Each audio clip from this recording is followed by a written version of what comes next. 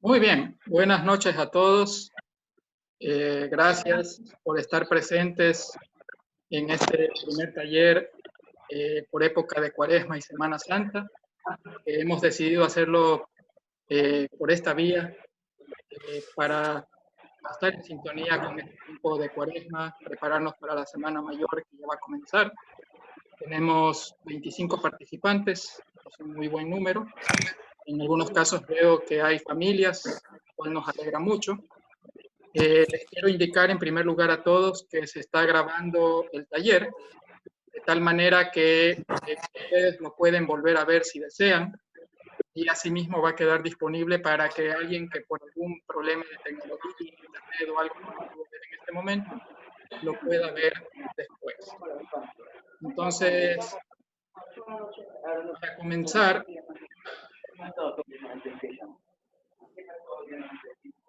vamos a comenzar haciendo una oración para que en este taller nos vaya muy bien. Vamos a invocar al Espíritu Santo en el nombre del Padre, del Hijo, del Espíritu Santo. Ven, Espíritu Santo, llena los corazones de tus fieles, enciende en ellos el fuego, envía a tu Espíritu Creador, renueva la faz de la tierra.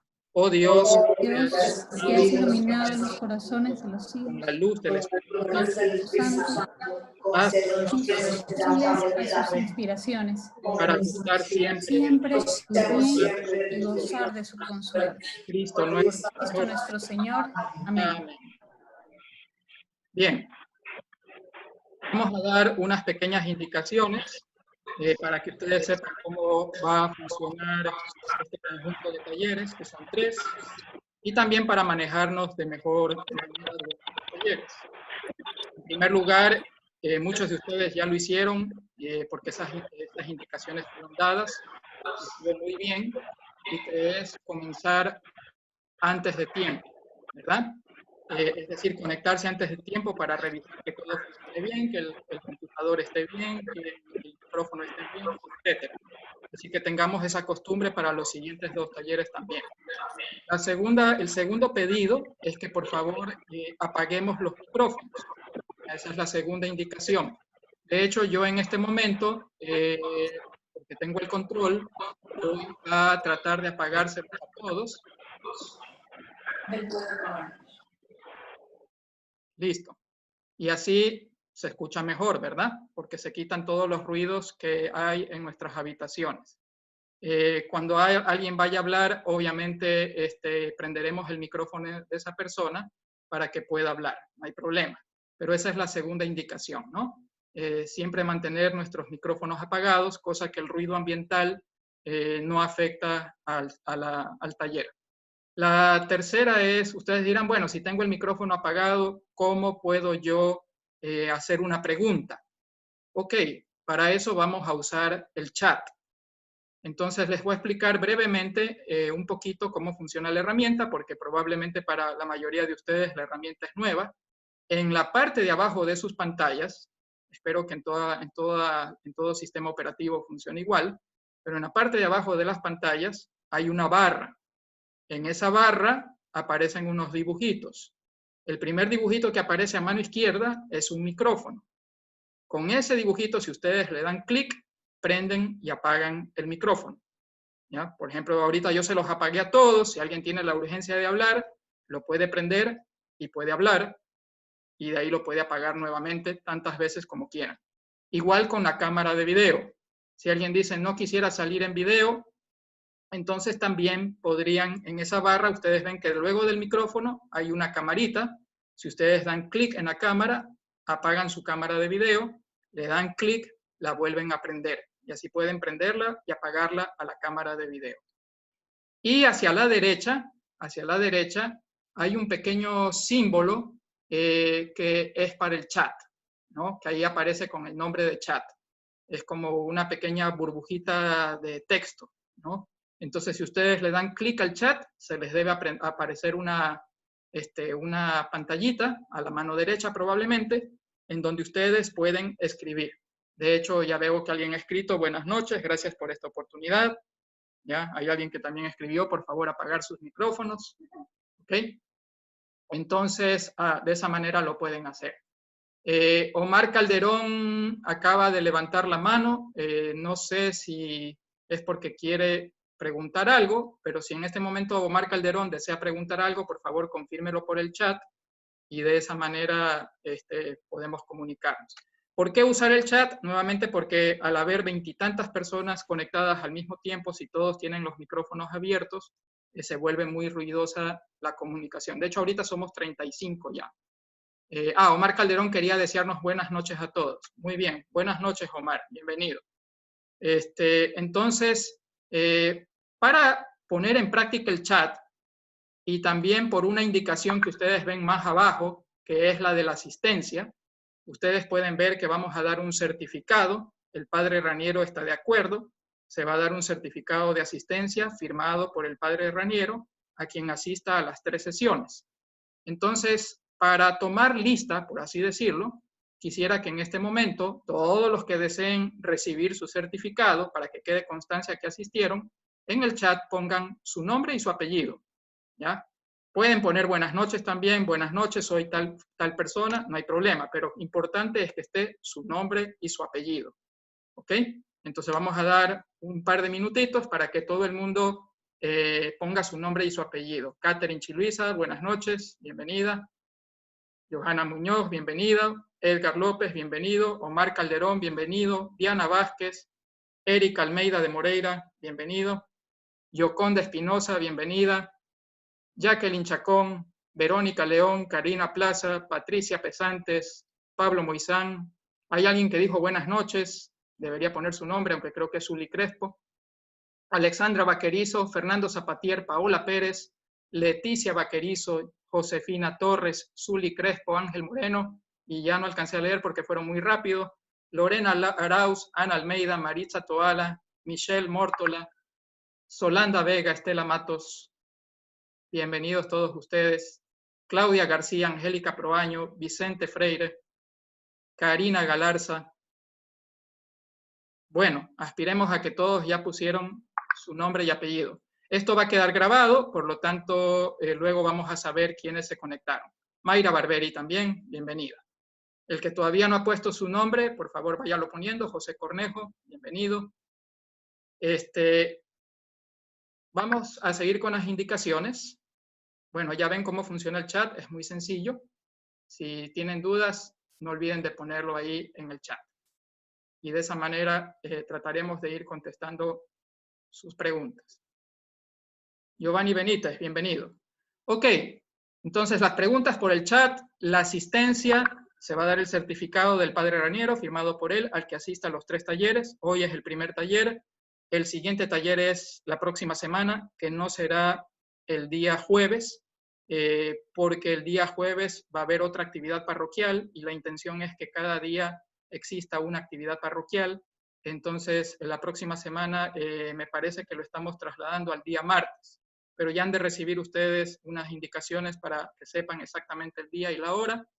Les pregunto, ¿quisieran recibir un certificado de aprobación que no sea de asistencia nada más, sino también de aprobación?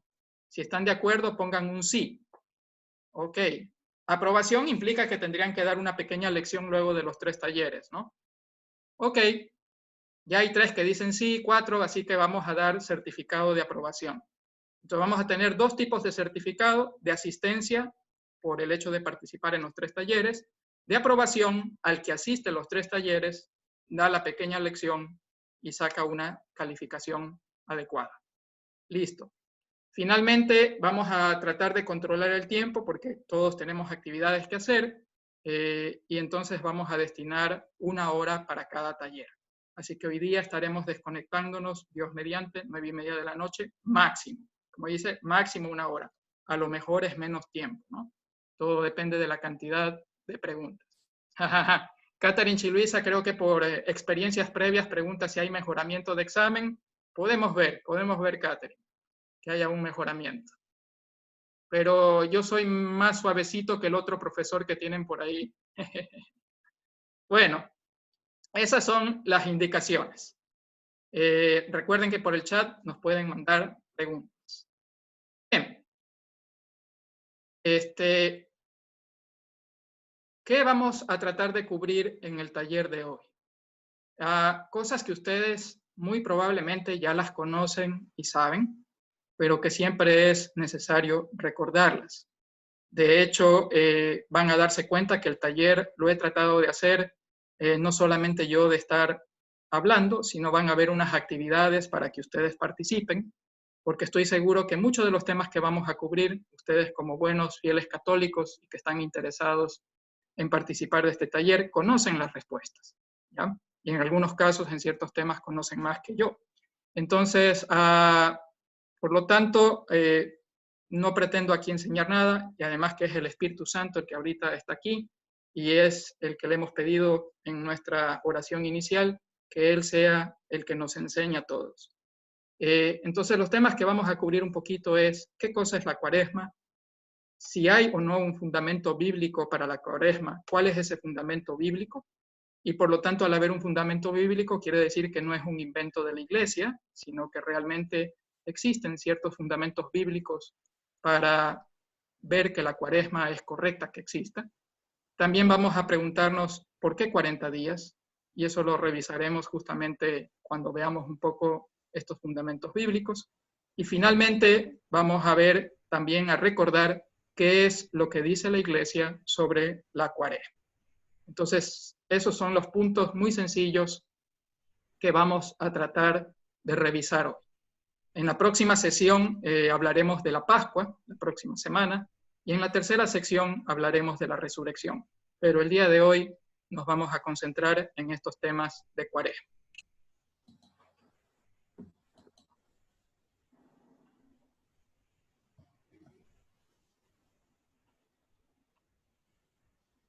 Ok, entonces yo les decía que ustedes también van a interactuar, y esta es una razón para interactuar. Van a ver unas pequeñas preguntas. Entonces ahorita yo voy a poner una pregunta en la pantalla. Veo que algunos no están cerca del computador, lo cual quizás para ustedes sea una pequeña molestita, pero si pueden interactuar en buena forma. Entonces van a salirles en la pantalla una pregunta con posibles respuestas. Van a leer las respuestas y ustedes van a seleccionar la respuesta que creen que es la correcta. Es anónimo, por lo tanto nadie va a saber quién respondió bien, quién respondió mal, yo tampoco lo voy a saber, solo vamos a tener los totales, ¿no? Saber cuántos contestaron cada una de las opciones. Entonces, aquí va la primera pregunta. Vamos a dar un tiempito para que todo el mundo pueda contestar. Como ven, la pregunta dice, ¿qué significa la palabra Cuaresma desde el punto de vista etimológico? Penitencia, preparación, paso, 40.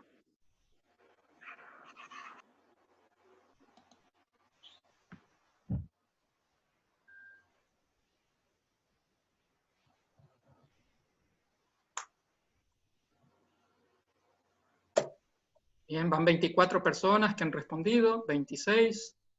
Quizás cuando nos acerquemos a las 40, continuamos.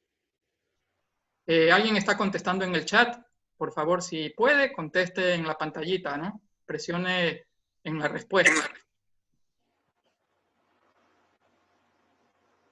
Bien, creo que vamos a llegar hasta ahí porque ya no se sigue aumentando el número de respuestas. Han respondido 30 de los 41 conectados. Si hay alguien que por alguna razón tiene problemas, me explica en el chat cuál es su problema para ver cómo ayudarlo, ¿no? Pero 30 de 43 han respondido ya. Creo que es un buen número. Vamos a ver las respuestas. Ok, eso es lo que ustedes han respondido. La respuesta que más han respondido es que significa preparación. La que menos han respondido es que significa paso. 9 personas respondieron que significa 40 y 5 respondieron que significa penitencia. Esta es la típica pregunta politécnica, yo soy politécnico, que dicen que se pone la cascarita, ¿no? Decía la pregunta que hay que responder basada en el significado etimológico de la palabra, ¿ya? Etimológicamente, la respuesta correcta era 40. ¿Ya? Era 40. Entonces, ¿por qué 40? Porque cuaresma viene del latín, significa cuadragésima, ¿no es cierto? Y cuadragésima en latín significa 40. Entonces, cuaresma lo que significa es 40, y ya sabemos que son 40 días. 40 días que la iglesia tiene pensada como un tiempo para prepararnos para la Semana Mayor, para la Semana Santa. 40 días para crecer en el amor a Dios en primer lugar y en el amor a prójimo al segundo lugar. A veces nos descuidamos de la primera parte, a veces muchos queremos empezar a traducir al cristianismo solamente como un amor al prójimo y acudimos inclusive al Evangelio, ¿no es cierto?, diciendo es que Dios dijo que el nuevo mandamiento es amar al prójimo. Bueno, estamos cortando la mitad del Evangelio, ¿verdad? Jesús dijo que se resumen dos cosas. En primer lugar, amar a Dios y en segundo lugar, amar al prójimo. ¿Ya? Entonces, y están en ese orden. Por lo tanto, no podemos dejar ni el uno ni el otro. Tampoco podemos decir que amamos a Dios si no estamos amando al prójimo. Tampoco. Las dos cosas tienen que ir y Dios en primer lugar. ¿Ya? Y a veces ustedes saben que en nuestra iglesia, en nuestra fe, hay cosas que son muy difíciles de entender muchas veces y son muy difíciles de entender justamente por la segunda parte, porque dice, ¿cómo puede ser posible si me parece que eso es dejar de amar al prójimo? Bueno, antes que amar al prójimo está amar a Dios. ¿Ya? Y ese amor al prójimo que deja a un lado el amor a Dios, muy probablemente no es un verdadero amor. Muy probablemente está fundamentado en un egoísmo personal, en un egoísmo familiar o en un egoísmo comunitario, pero no en Dios. Entonces, primero amor a Dios, luego amor al prójimo, y estos son 40 días que hemos tenido, que ya están terminando, estamos cerquita de terminarlos, para crecer en ese amor a Dios y en ese amor al prójimo. También es un tiempo de penitencia, ¿sí? Son 40 días de penitencia, y por eso la iglesia se ha vestido de morado en estos días. En la misa que acabamos de tener hace un ratito con el padre Raniero, ustedes vieron, él vestía de morado, los ornamentos eran morados, porque morado es el color que nos recuerda la penitencia, ¿no?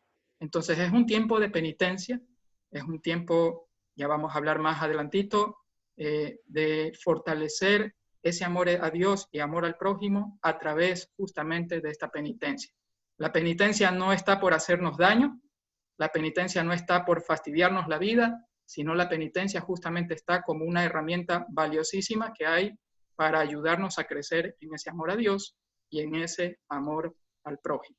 Porque a la larga penitencia significa dejar de hacer lo que yo quisiera hacer, dejar de hacer lo que me da la gana de hacer.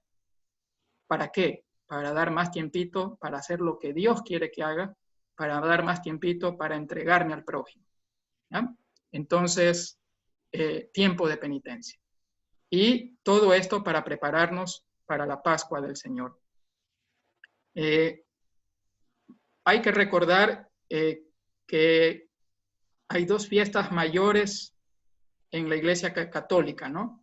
Y de hecho en la mayoría de iglesias cristianas.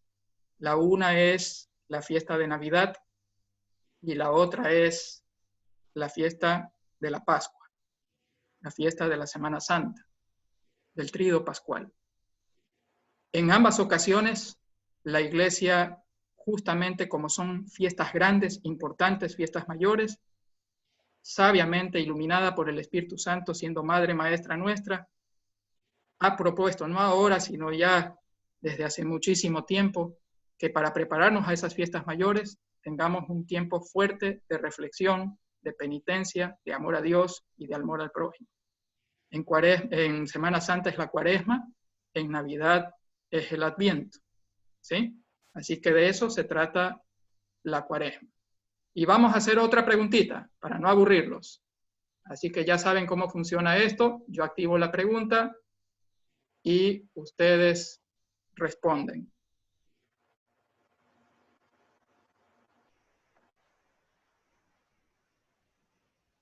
Déjenme lanzarles la pregunta.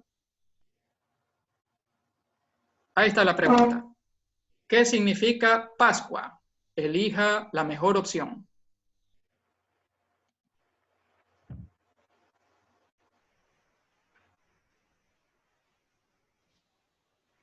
Correcto. Omar dice, si algunos tienen todavía la otra pregunta en la pantalla, que ya no deberían tenerla porque la acabé de cerrar para todos, ustedes la podrían cerrar, pero ya la cerré para todos. ¿Qué significa Pascua?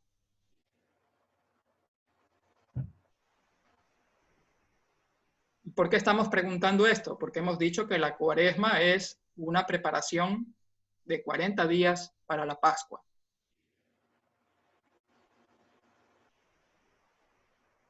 Ahora parece que responden menos que la vez anterior. 24, no, ya subió. 26 han respondido. A ver si llegamos al menos a los 30 de la pregunta anterior. Ya estamos en 30, 31. Muy bien, vamos a llegar ahí. 31 respuestas, creo que está bien. Entonces, Pascua significa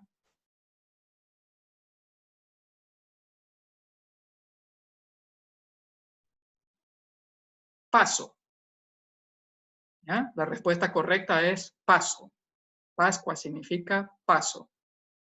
5 personas respondieron penitencia, 13 respondieron resurrección, 13 respondieron paso. Hay un empate entre paso y resurrección, y 4 cordero. Pero Pascua realmente significa paso. Paso, o también podría ser cambio, o también podría ser camino a, pero es un paso, una transición, un camino que hay que recorrer, ¿no? Un cambio. Eso es lo que significa Pascua. La traducción más aceptada siempre va a ser la palabra paso.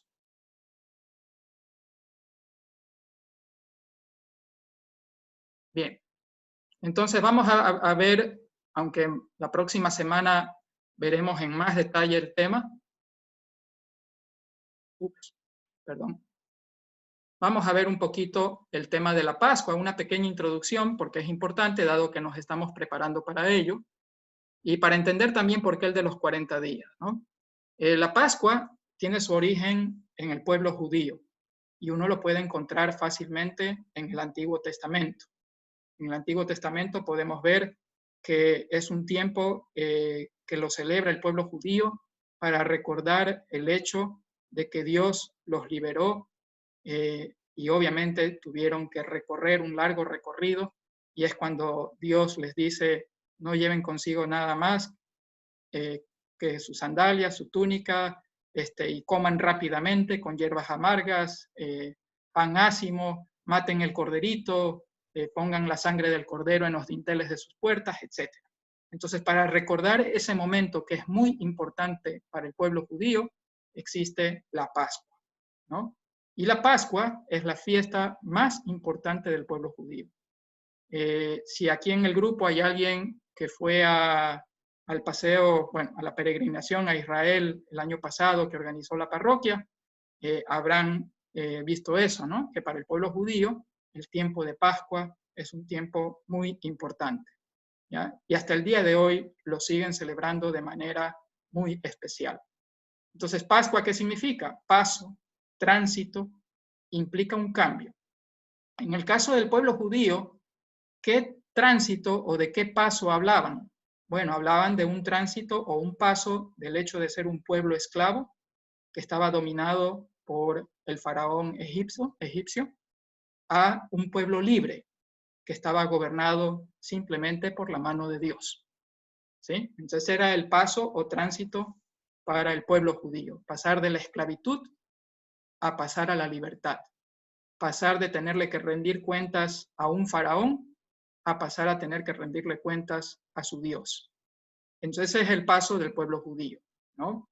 Y ese paso es importante en la historia del pueblo judío porque fue el que permitió que realmente a futuro se cree el pueblo judío, ¿no? Entonces, por lo tanto, la Pascua es una fiesta muy importante para el pueblo judío que les permite recordar su liberación. Ahora, recordemos estos puntos de que para el pueblo judío la Pascua es la fiesta más importante, que significa paso, que ese paso implica un cambio, en este caso ir de la esclavitud a la libertad, y que es el comienzo de algo. Y vamos a ver que para nosotros como cristianos se dan exactamente las mismas cosas, pero ya en plenitud, ya de una manera diferente y plena. También para nosotros es la fiesta más importante. De repente podía haber hecho otra pregunta aquí, ¿no? Otra preguntita para que todos participen. ¿Cuál es la fiesta más importante, Navidad o la Pascua? Y la respuesta correcta hubiese sido la Pascua. La Pascua es la fiesta más importante para los católicos. ¿Por qué? Porque como parte del trido pascual celebramos la resurrección del Señor, como dice Alexandra Vaquerizo, ¿verdad? Y como bien dicen las Escrituras, si Cristo no hubiese resucitado, vana sería nuestra fe. Por lo tanto, para nosotros como cristianos, lo que da fundamento a toda nuestra fe, a asirnos a lo que verdaderamente creemos, es esta Pascua, ¿ya? Es un paso también, pero ya no de una libertad de un faraón, sino una libertad del pecado.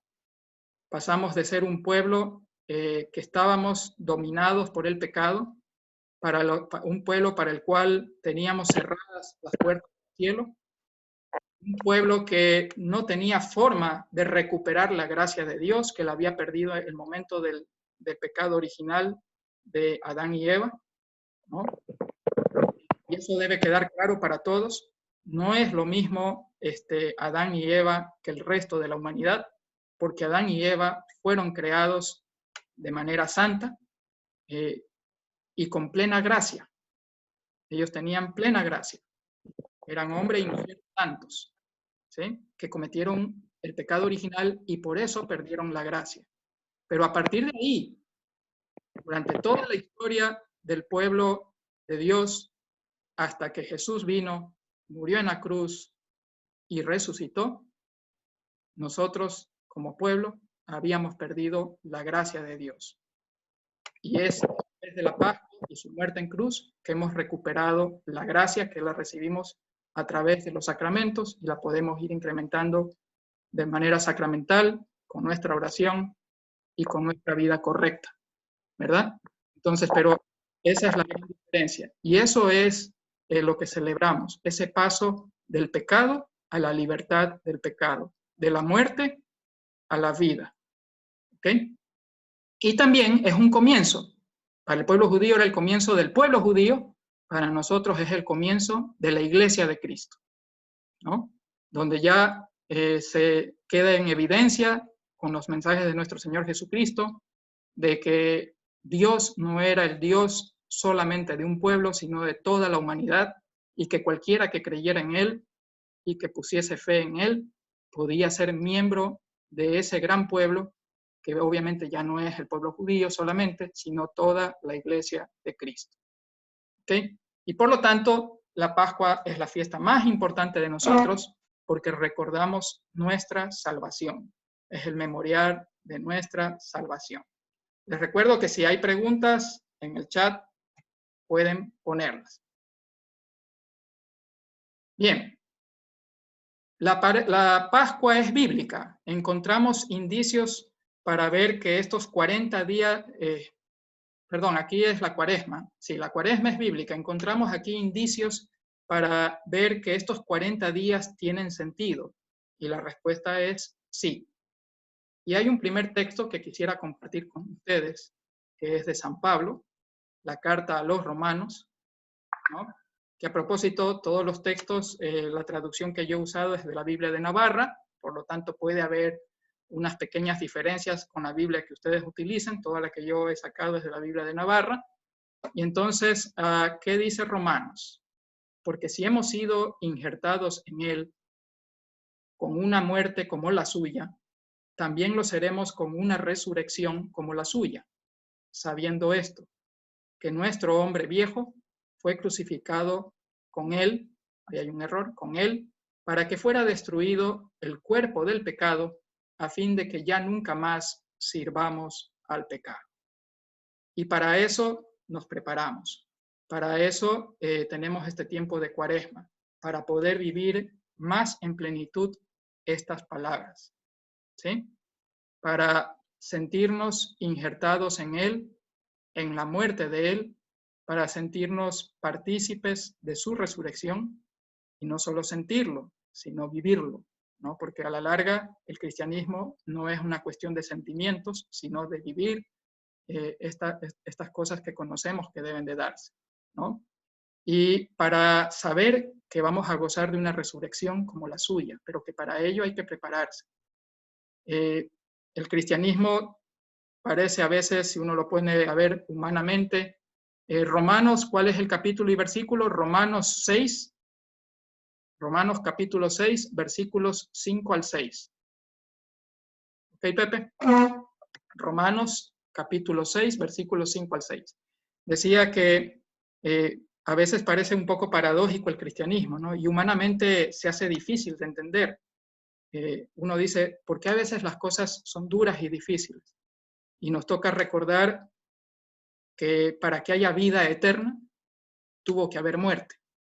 Para que Cristo nos ganara la salvación, tuvo que morir en cruz. Pero en la cruz no termina todo, sino en la resurrección. Y eso es lo que viviremos en la Semana Santa, ¿no? Los que no se han dado cuenta o a veces nos olvidamos, recordemos que cuando vamos al Jueves Santo, al Viernes Santo, ¿verdad? Resulta que es una sola misa continua prácticamente. Ustedes desen cuenta en esta Semana Santa que el sacerdote en el oficio no termina dando la bendición. ¿Por qué? Porque el oficio continúa al siguiente día. Y en el segundo día tampoco termina. Y así. ¿Por qué? Porque no termina todo en la cruz, no termina todo tampoco en el recordar que la última cena, ¿no es cierto? Tenemos el recordatorio de la última cena, tenemos el recordatorio de su muerte, pero todo también termina en la resurrección. Entonces, para que haya esa vida eterna que nos da la resurrección, también tiene que haber la muerte, que Cristo murió en la cruz. Y Romanos nos recuerda que hemos sido injertados en Cristo y que como injertados en Él, tenemos que también pasar por una muerte como la suya, para asimismo ser merecedores de una resurrección como la suya. Creo que viene un quiz, una preguntita, vamos a ver, ¿sí? Entonces, nuevamente les voy a poner una pregunta para no aburrirlos. Y está basado en lo que acabamos de leer. De acuerdo a San Pablo, ¿cuándo somos injertados en la muerte de Jesús? Bueno, la verdad es que hay que pensar un poquito, porque en lo que acabamos de leer está a partir del capítulo 6, pero San Pablo nos da la respuesta realmente, perdón, está en lo que puse yo es el versículo 5 y 6, y San Pablo realmente nos da la respuesta a esta pregunta, creo que en el versículo 1 o en el versículo 2. Pero tratemos de reflexionar y pensar desde cuándo en nuestras vidas hemos sido insertos como cristianos en la muerte de Jesús.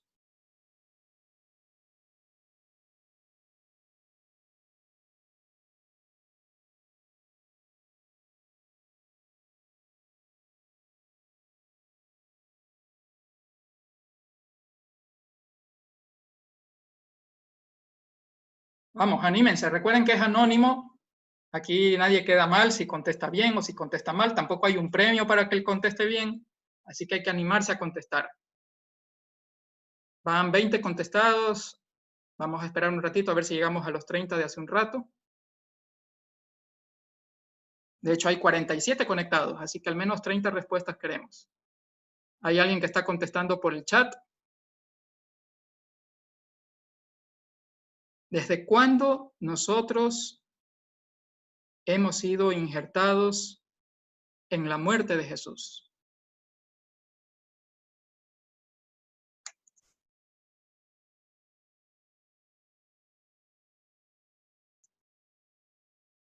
Pueden ir a Romanos y encontrar la respuesta.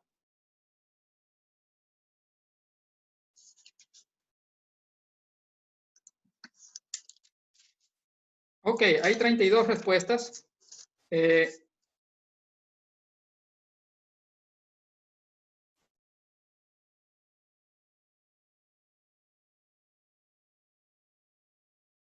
Listo. Vamos a compartir las respuestas que ustedes han dado, ya que hay 32. 11 personas dijeron en cada Eucaristía, una en la Semana Santa, la mayoría, lo cual me alegra, dicen en el bautismo, y 2 personas dicen cuando hacemos penitencia.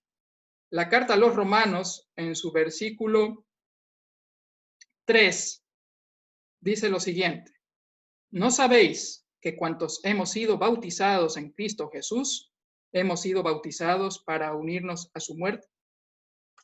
Entonces, desde el momento en que somos bautizados, somos hijos de Dios, nos hacemos miembros de la Iglesia y desde ese momento participamos plenamente de Cristo Jesús, del cuerpo místico de Cristo Jesús, y por lo tanto participamos de su muerte y de su resurrección.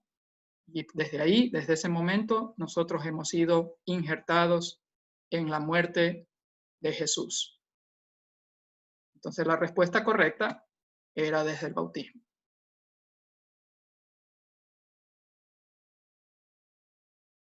¿Por qué es necesaria la Cuaresma?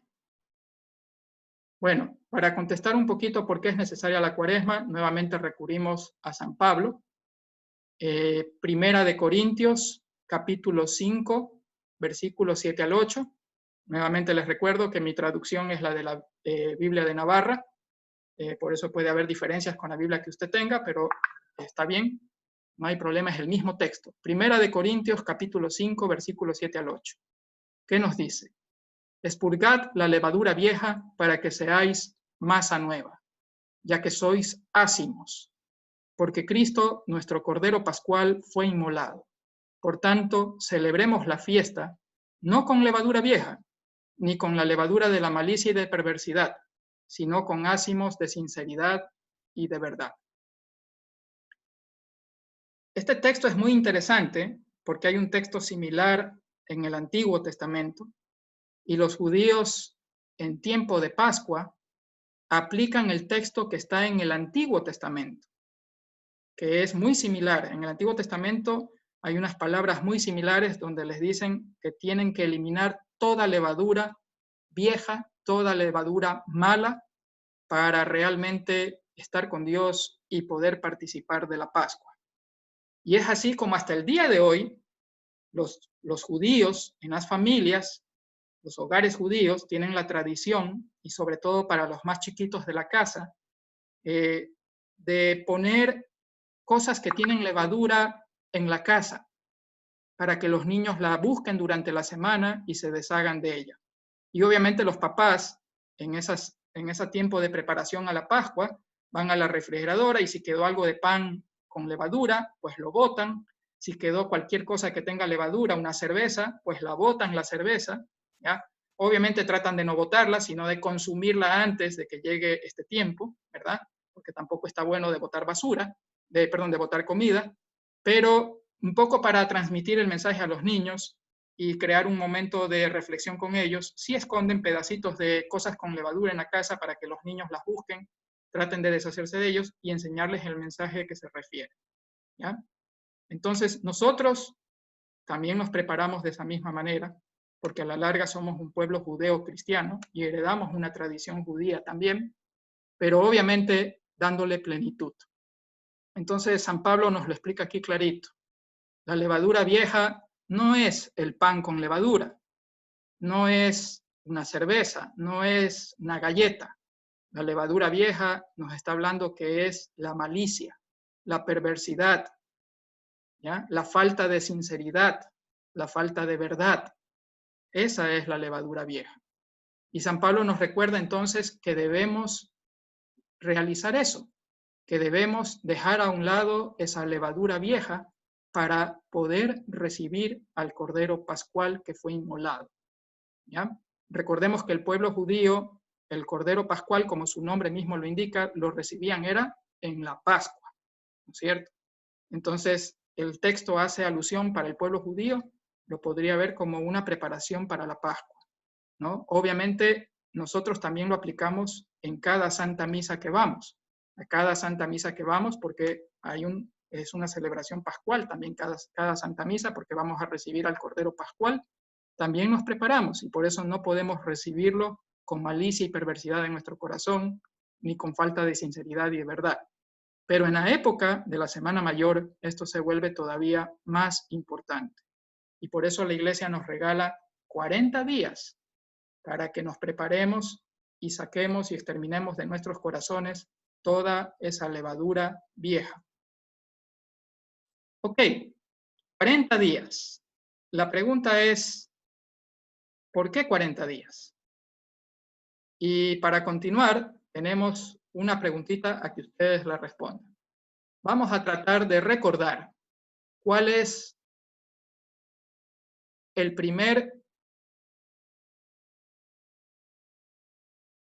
pasaje de la Biblia, o más bien dicho, el primer libro de la Biblia donde podemos encontrar a 40 días para un gran cambio.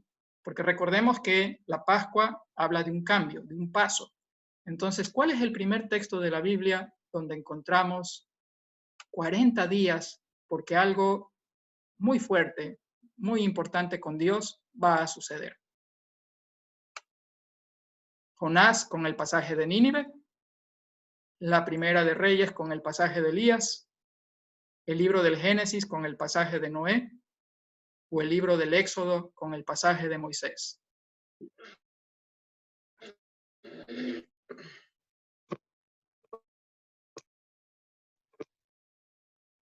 Estas están respondiendo más fácil. Me he dado cuenta que cuando la respuesta es más fácil, van más rápido en las respuestas.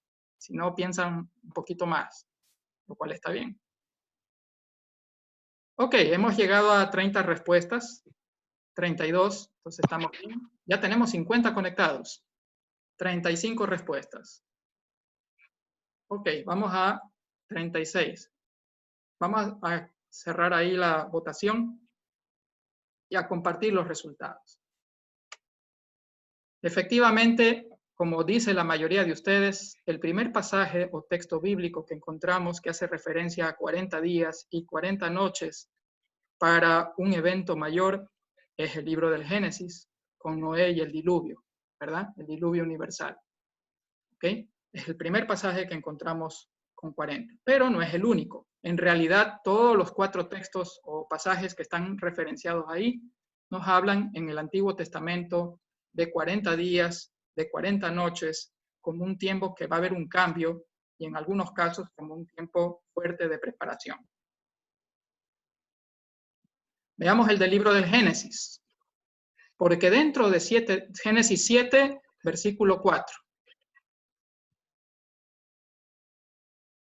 Porque dentro de 7 días yo haré que llueva sobre la tierra durante 40 días, 40 noches, y exterminaré de la faz de la tierra todos los seres que hice. Es un texto un poco polémico, ¿verdad? Porque dice, ¿cómo Dios puede ser tan malo que va a destruir a la humanidad que él hizo? O también alguien podría decir, ¿acaso Dios se equivocó al hacer a la humanidad?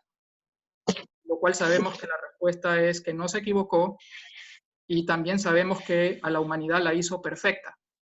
Ya, tal es así que pasajes bíblicos antes, cuando Dios crea al cielo, dice, y se dio cuenta que era bueno. Y cuando Dios crea los animales, dice que era todo bueno. Pero cuando Dios crea al hombre y a la mujer, dice que era muy bueno. No era bueno, sino muy bueno, porque lo había hecho a su imagen y semejanza. Por lo tanto, no es que Dios se equivocó, no es que Dios se arrepintió. Lo que quiere aquí hablar es de que quiere eliminar de la faz de la tierra a todo lo malo que introdujo el pecado original. Ese es el mensaje que realmente se quiere transmitir, ¿ya?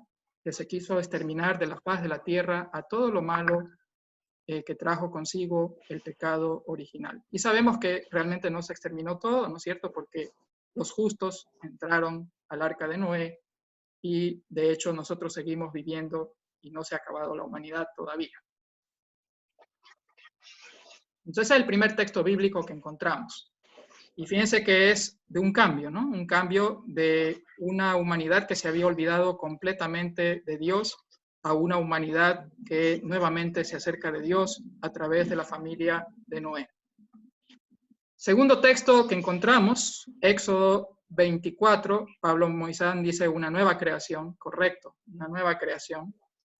En Éxodo 24, versículos 18, 34, hay un error ahí. Seguramente me he equivocado, debe ser versículos 18. Tengo que corregir, mil disculpas, ahí hay un error con los versículos, pero el texto está bien. El texto nos dice, Moisés penetró dentro de la nube y subió a la montaña y permaneció en la montaña 40 días y 40 noches. Moisés sube a la montaña donde siempre él se encontraba con Dios, con la nube en la cual Dios estaba. Y allí él oraba con Dios, es decir, conversaba con Dios, y a su vez recibía las enseñanzas de Dios para su pueblo. Y en este caso eran enseñanzas muy importantes las que le iba a recibir, porque se iba a preparar a recibir indicaciones, entre otras cosas, para, por ejemplo, construir el arca, ¿no? El arca de la alianza, para guardar ahí las tablas de los mandamientos, y de esa manera tener todo esto preservado para el pueblo judío. En la Primera de Reyes, capítulo 19, versículo 8, también encontramos 40 días y 40 noches como un tiempo de preparación, en este caso del profeta Elías, que es el profeta mayor, uno de los profetas mayores del pueblo judío.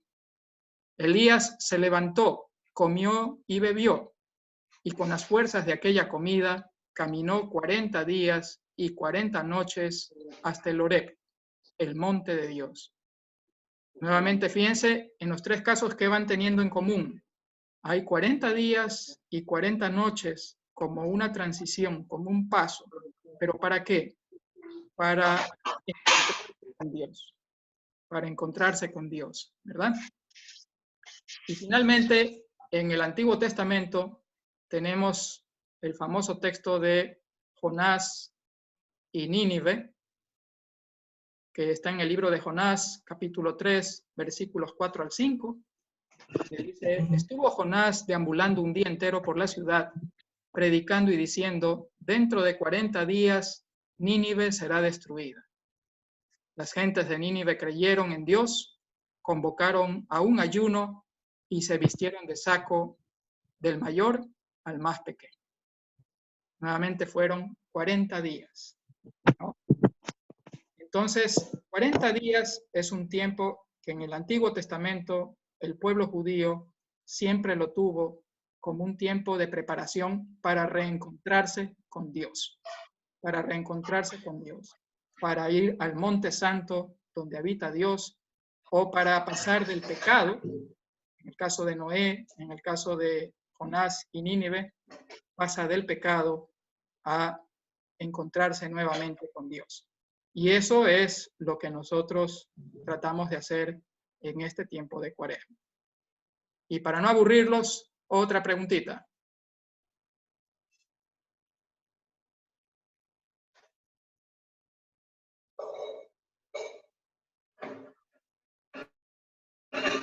Listo, ahí está la pregunta. Según el Evangelio de San Mateo, los 40 días y 40 noches de Jesús en el desierto se dan ¿por qué? Aquí pueden seleccionar más de una, pueden seleccionar todas las que consideren correctas. ¿Ya? Aquí no seleccionan una, sino todas las que consideren correctas. Estos 40 días y 40 noches de Jesús en el desierto se dan antes del bautismo de Juan, después del bautismo de Juan, antes de iniciar el ministerio de Jesús o después de que Jesús ya inició su ministerio. Recuerden que pueden seleccionar todas las que quieran. ¿Y por qué estamos poniendo esto? Porque, bueno, todos los textos que vimos de 40 días y 40 noches son del Antiguo Testamento. Y ahora vamos a ver aquel texto en el que nosotros nos basamos para poner 40 días y 40 noches como un tiempo de reflexión, de preparación para la Pascua.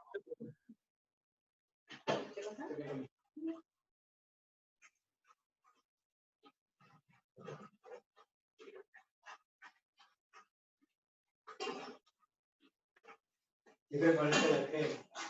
¿Cómo creen?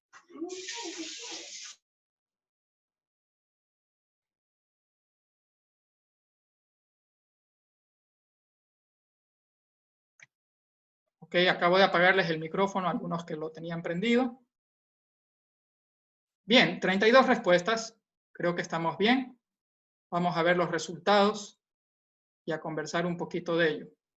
Porque ya nos estamos acercando al final, ¿no? Dijimos 1 hora máximo, así que lo vamos a cumplir. Bien, la respuesta correcta es, y ustedes pueden coger el libro El Evangelio de San Mateo y verificarlo, es que estos 40 días y 40 noches de Jesús en el desierto se dan después de su bautismo y antes de que él inicie su ministerio público, ¿no? De hecho, antes del bautismo de Jesús, en el Evangelio de Mateo, lo único que tenemos es la infancia de Jesús. Entonces, los textos anteriores son de la infancia de Jesús, de ahí viene su bautismo, y de ahí vienen los 40 días y 40 noches. Y luego de eso ya viene su ministerio. ¿Y eso por qué es importante? Es importante porque fíjense lo que hemos venido hablando. ¿Desde cuándo estamos injertos en la cruz y en la resurrección de Jesús? Desde nuestro bautismo. ¿Y por qué es la cuaresma? Para vivir plenamente eso de que somos injertos en su muerte y en su resurrección. ¿Cuánto tiempo? 40 días. ¿Por qué? Porque Jesús también, luego de que simbólicamente, digo simbólicamente porque en realidad él no necesita bautizarse, ¿no es cierto? Además que el bautismo de Juan no es el bautismo que nosotros recibimos, lo cual claramente también lo encontramos en las Sagradas Escrituras, que el bautismo de Juan era bautismo de agua y el bautismo de nuestro es un bautismo de fuego, es decir, de espíritu, ¿verdad? Luego de ese bautismo, él se prepara. Si Jesús se prepara 40 días, 40 noches para iniciar su ministerio, con mayor razón nosotros deberíamos prepararnos 40 días y 40 noches para celebrar de la mejor forma posible la Pascua, ¿no? Y eso lo encontramos en San Mateo, capítulo 4, versículos 1 al 2. Entonces fue conducido Jesús al desierto por el Espíritu para ser tentado por el diablo. Después de haber ayunado 40 días con 40 noches, sintió hambre. Obviamente él no solo estaba ayunando, también él estaba haciendo oración. Entonces es un tiempo de preparación. Por lo tanto, el fundamento bíblico, hermanos, que encontramos para justificar en la iglesia la cuaresma, más allá que, como hemos dicho, es un tiempo que la iglesia nos regala siendo madre y maestra, iluminada por el Espíritu Santo con su santa sabiduría, es para que tengamos un tiempo verdadero de prepararnos como Jesús se preparó en el desierto, ¿ya? Donde ese desierto un poquito también nos deja un mensaje a nosotros. No es que tenemos que irnos a arrinconar en un desierto, pero sí es un tiempo de un poquito alejarnos de las cosas del mundo que nos separan de Dios y del prójimo, ¿cierto? Y son 40 días para prepararnos, para acercarnos con toda la mejor plenitud a la Semana Mayor y celebrar de la mejor manera posible la Pascua. ¿Qué nos dice la Iglesia al respecto? En el Catecismo de la Iglesia Católica, en el número 540 del Catecismo, leemos lo siguiente. La tentación de Jesús manifiesta la manera que tiene de ser Mesías, el Hijo de Dios, en oposición a la que le propone Satanás y a la que los hombres le quieren atribuir. Por eso Cristo ha vencido al tentador en beneficio nuestro, pues no tenemos un sumo sacerdote que no pueda compadecerse de nuestras flaquezas, sino probado en todo igual que nosotros, excepto en el pecado. La Iglesia se une todos los años durante la Cuaresma, 40 días, al misterio de Jesús en el desierto. Puntos importantes aquí.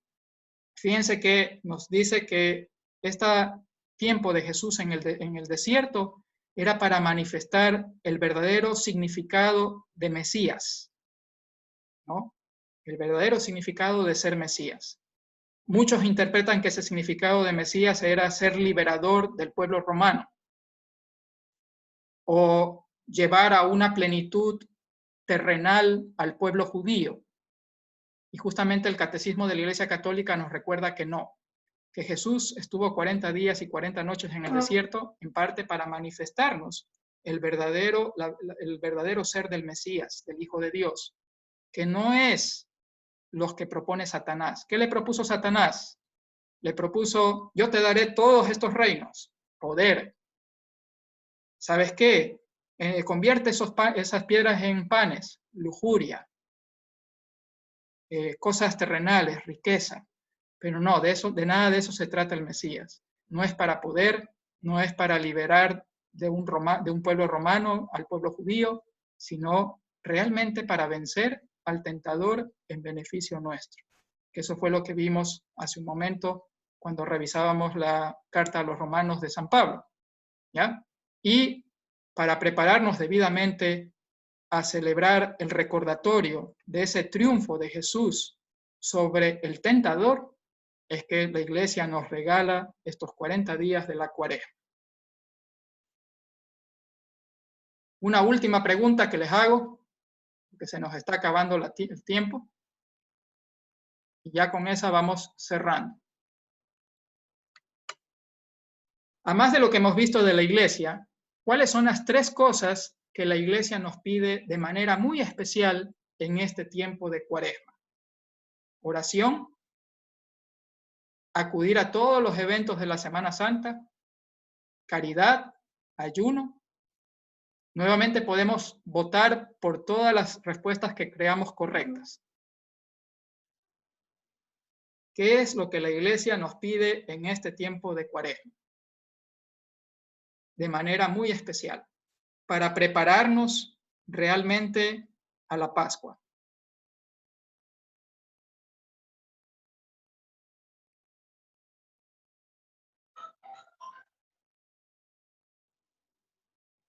Ok, van 28 respuestas, demos un tiempito para un par más. Hay 48 conectados, así que podemos esperar un par más. Listo, ya tenemos 30. Vamos a cerrar y ver los resultados. La mayoría ha dicho oración, caridad y ayuno. Y efectivamente eso es lo que nos pide la Iglesia en el tiempo de Cuaresma. Y nuevamente ahí había una trampita, ¿no? En el tiempo de Cuaresma, que es antes de la Semana Santa, mal podríamos ir a los eventos de Semana Santa, ¿verdad? Realmente lo que nos pide la Iglesia es ayuno, caridad y oración. Y eso nuevamente lo encontramos en parte en el Catecismo de la Iglesia Católica, ¿no? Donde nos dice los tiempos y los días de penitencia a lo largo del año litúrgico, entre ellos el tiempo de Cuaresma, son momentos fuertes de práctica penitencial de la Iglesia. Estos tiempos son particularmente apropiados para ejercicios espirituales. ¿Qué es lo que uno hace en un ejercicio espiritual? Orar, porque orar es comunicarse con Dios, ¿verdad? Y el ejercicio espiritual está para comunicarse con Dios. Liturgias penitenciales, peregrinaciones, privaciones voluntarias como el ayuno y la limosna. La limosna es caridad. La comunicación cristiana de bienes, obras caritativas y misioneras. Entonces, hermanos, lo que nos pide la Iglesia en este tiempo es profundizar en la oración, profundizar en el ayuno y también el dar, es decir, la caridad. Me voy a saltar la última pregunta porque ya no hay tiempo y me voy a saltar, de hecho, y me disculpan que me salte unas cositas para poder ir a este último slide que les quiero mostrar, porque algunos se preguntarán esto y es bueno tener clara la respuesta. ¿Es posible el día viernes de Semana Santa o cualquier día en donde la Iglesia pide una abstinencia de carne, comer carne? ¿Es posible hacerlo? Bueno, el derecho canónico de la Iglesia Católica permite que cada conferencia episcopal dé ciertas recomendaciones particulares para este tiempo cuaresmal y tiempo de Semana Santa, y que también dé ciertas disposiciones. Y en el caso de la Conferencia Episcopal Ecuatoriana, existe esta disposición, que la podemos leer. Teniendo en cuenta que el ayuno que agrada al Señor, según sus enseñanzas, es la práctica de la justicia y de la misericordia, la Conferencia Episcopal Ecuatoriana resuelve que los fieles puedan libremente reemplazar la abstinencia de carne de cualquiera o de todos los viernes del año por la abstinencia de bebidas alcohólicas, la práctica de actos de piedad, la mortificación, la justicia y la caridad que conlleven sacrificio. La palabra clave aquí es de que conlleven sacrificio. Tiene que ser algo que a mí me cuesta. Tiene que ser algo que para mí significa un verdadero sacrificio. Y ojo, el verdadero sacrificio de uno no es sacrificar al resto. ¿Ya?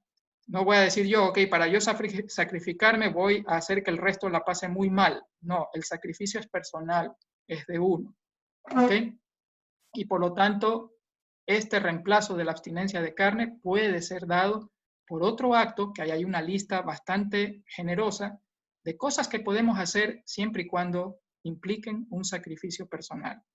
Les quiero dar un ejemplo vivencial mío de estos días. Ustedes saben las dificultades que estamos pasando y hoy más que nunca no debemos desperdiciar la comida, ¿verdad? Porque considero personalmente que hasta sería un pecado hoy más que nunca desperdiciar la comida.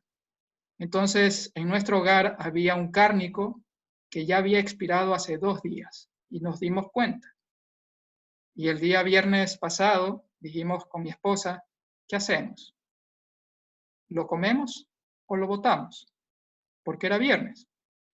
Y recordamos justamente esta disposición de la conferencia episcopal y dijimos, ok, lo vamos a comer, pero luego cada uno, de alguna manera, realmente realiza un sacrificio en este día.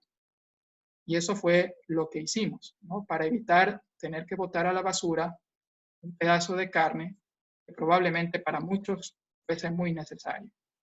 Bien, con eso, hermanos, terminamos este primer taller. Espero que sea de su agrado. Y voy a abrir los micrófonos para que todos podamos hacer esta oración final. Una oración final que nos la ha recomendado nuestro Santo Padre, el Papa Francisco, que la hagamos en estos días que estamos pasando por el tema del coronavirus. En nombre del Padre, del Hijo, del Santo, amén. Protege, santo custodio de nuestro país. Sí, ilumina a los restos del bien común, Para que sepan como tú preocuparse por las personas confiadas, a las que tienen responsabilidad. Dona la inteligencia y la ciencia a cuantos buscan medios adecuados para